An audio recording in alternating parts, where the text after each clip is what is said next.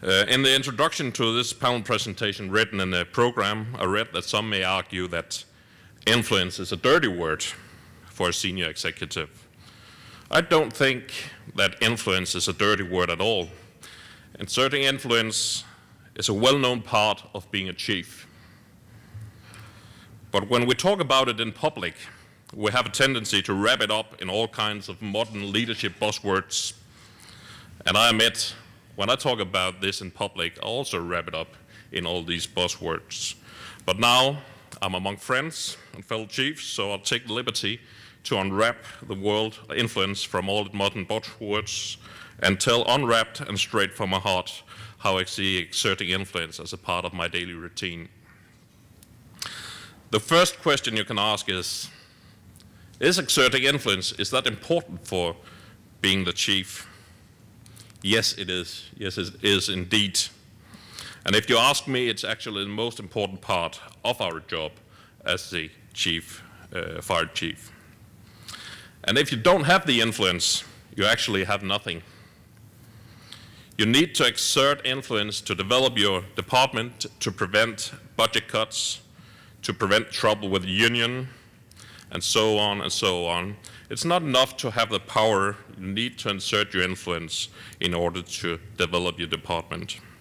And therefore, you need to focus on asserting your influence each and every day.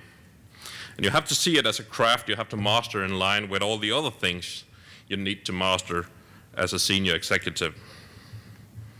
Exerting influence is a process that never stops. And it is a process. It's not a single thing. It's a process about inserting the influence. And it doesn't come with the office automatically. The power comes with the office, but not the influence. And you have to make the inserting influence a part of your daily routines, and you have to be aware of it. In my world, there's a big difference between inserting power and inserting influence. You'll probably experience in your department that there'll be some firefighters that have more influence in your organization than yourself.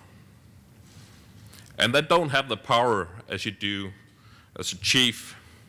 So you can think about why is that? Why is that some firefighters have more influence in your organization than yourself?